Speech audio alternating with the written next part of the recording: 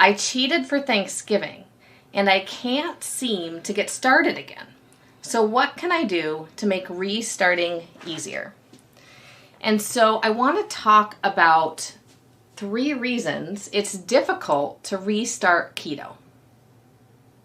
There are quite a few. So the first one I always think about this time of year are all of the cues that have been set up around us by tradition, by marketing, by our coworkers, by just the time of year. Like, it's all of the physical cues, the mental cues, the marketing cues designed to get us to partake in seasonal treats. Yes, seasonal indulgence, because that's society. That's a norm. So, it's a societal norm right now.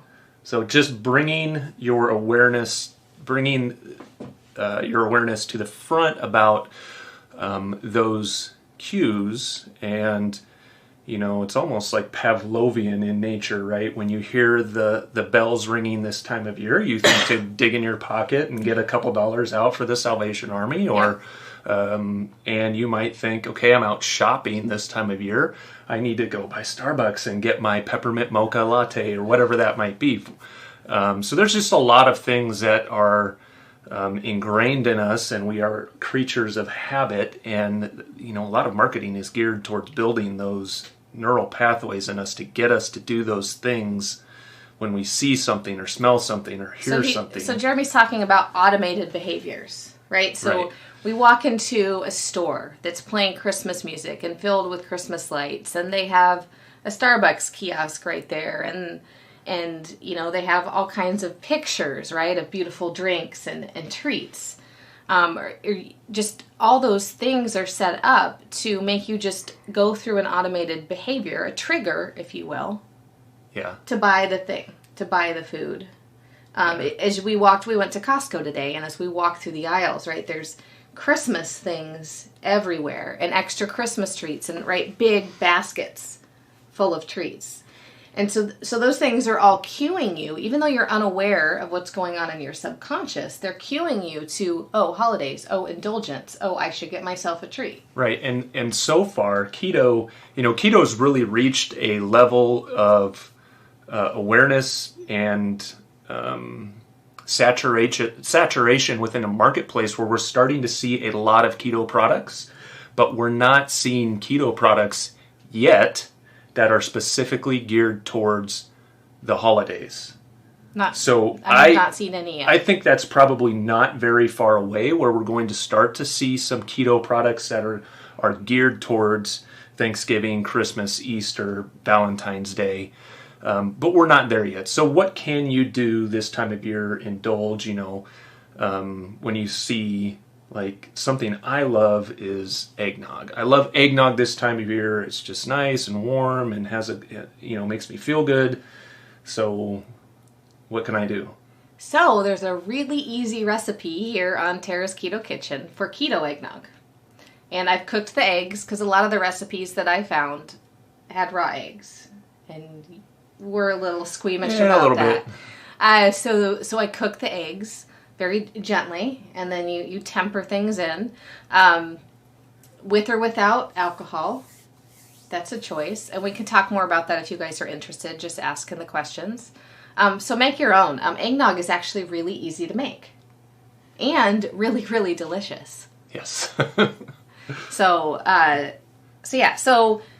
number 1 is the environmental cues, and the way through this is to get curious. You've got to get curious about your behavior and start practicing pressing that pause button.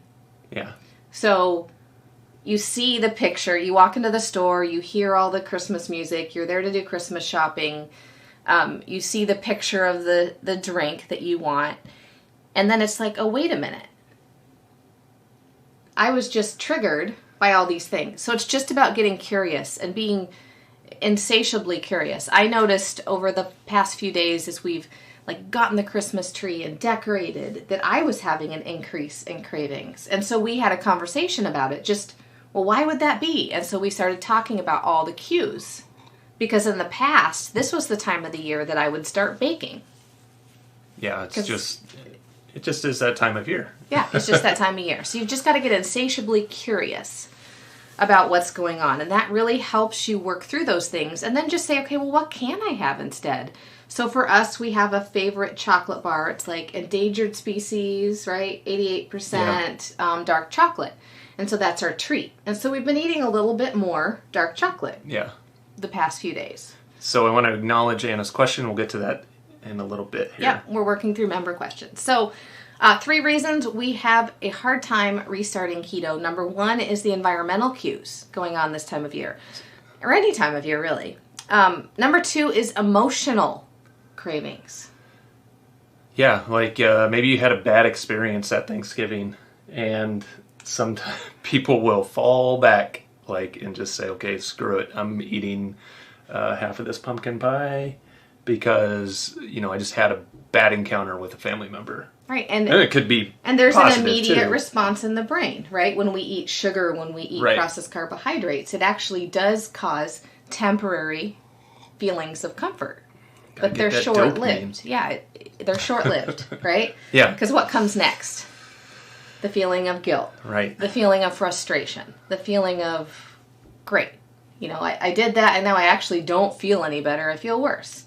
Yeah. So again, being aware of what's going on. So yeah, unsatisfying relationships, stress. Maybe your work's really busy right now and you really just want to take it easy. Maybe you had a breakup with a girlfriend or a boyfriend. Maybe you got into an accident. Yeah. Everyone can probably make a list of 10 things that's causing stress in their life right now. And it's kind of a normal society thing to turn to food, right? Like on the TV shows, we watch Friends. We like to watch Friends, especially as we're cleaning the house and doing things. They're always eating the ice cream. Yeah. Not just Friends. I could pick just... Oh, yeah. I can name 10... TV trope of eat a pint of ice cream after you break up with a boyfriend or a girlfriend. Yeah, or you're having a bad day. Or alcohol. It's the same type of comfort-seeking, you want to numb the emotional feeling. Mm-hmm. And so just, again, being aware of it. It's about exercising that muscle to press pause. What the heck am I doing? Okay, what can I do that would be better? So, number 3, we feel this probably the most, especially if you're on keto, if you've ever been a vegetarian or a vegan or any diet like anything. Atkins, or South Beach. Or you're just trying to reduce sugar. Peer pressure. And a lot of times, peer pressure comes in the form of not necessarily somebody telling you that you should eat something, but their curiosity about what's on your plate and what's in your cup. And what's not on your plate. Right. And what's not in your cup. Right. So why aren't you joining in with, this thing that I brought? Why are you, did you try the dessert that I brought? That kind of, you feel like, okay, my coworker, that relationship's important to me. They went to the work to make this dessert. Now they want me to try it. How do I handle that? And you might think hey, this is a Keto Q&A. Why are we, all the touchy-feely stuff that we talk about? Honestly, dieting is easy. Your mind is simple. Hard. Dieting is simple. Dieting is simple. Your mind is what makes it hard. So that's why we talk so much about the psychology of how to do the diet, right? And there are some particulars to keto, but... Because if you master the psychology, you can apply it to anything. Not just diet. Anything in life that's difficult. So recognizing peer pressure for what it is, a lot of times it's other people's insecurities. It has nothing to do with you. They just don't get it. They're sitting there thinking, wow, look at this person who's... they've been on the keto diet for a couple months now and they lost 40 pounds. Holy cow. I wish I could do that, but I don't feel like I can right now. I think I'm just going to eat another bagel or, whatever it is. Right. So they might, pressure you to join in maybe a little bit of their misery. Misery loves company, right? I think that's true, even more so around this time of year when although we should be feeling happy and joyful about what's on our plate and what's in our cup, right? So what do you do about that? I don't know. Just awareness is. You've got to just have a response prepared in advance. Yeah. You've got to think about what you want to say to get through that moment. So for me to do that, I want to ask myself, well, why am I eating keto? And why is it so important for me to stay on keto? Well, I don't want a return of my symptoms. I want to feel good. I want to have all the energy that I need in order to do all the things that I want to do with our kids. Right. That's important to me. That's the biggest part of this season. And in order to do that, I need to not have the symptoms come back. Yeah. So therefore, I will remain on keto. And staying engaged in things like our channel and our live channel when we're doing things in the midst of the season, right? This just brings it back to the forefront of your mind. Like, okay, they're talking about these things on this live tonight. It's December 1st. Like, we're right between holidays. This is the most difficult time of year for me. For me personally, you might be thinking, but staying engaged, like not just pushing it to the side and say, okay, I'll get re-engaged in the new year. Everybody does that. Don't be like everybody else. Like, do you, right? If this is what you need to do to stay on this diet, then do that. Be here with us. So here's one strategy. So if you know this is coming, you have a coworker who makes a dessert every year and they're going to want you to try it. You can say up and go, Nancy, I know you work really hard and you make that amazing dessert and it's so delicious, but I really need your help. I need to not eat that this year because I'm trying to feel good so that I can have the energy to just really be with my family over the holidays. That's important to me. So could you help me with that? Yeah, that'd be good. So just enlisting their help or however that looks to you. So that's a strategy.